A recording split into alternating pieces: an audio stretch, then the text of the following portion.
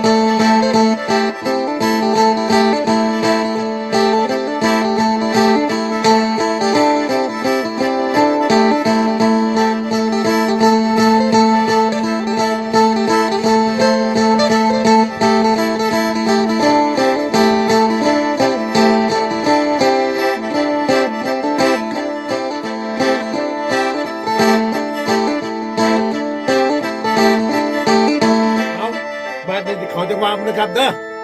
อันนี้มวนๆซื่อๆเด้ออาจารย์หนุ่มบ่ทันได้สอนก็สอนกันลำเพิ่นนั่นล่ะเวลาเฮาดีดมากับแค้นสิไปจังซี่ล่ะครับเอาไปเบิ่งบัดนี้จังหวะลำเพลิน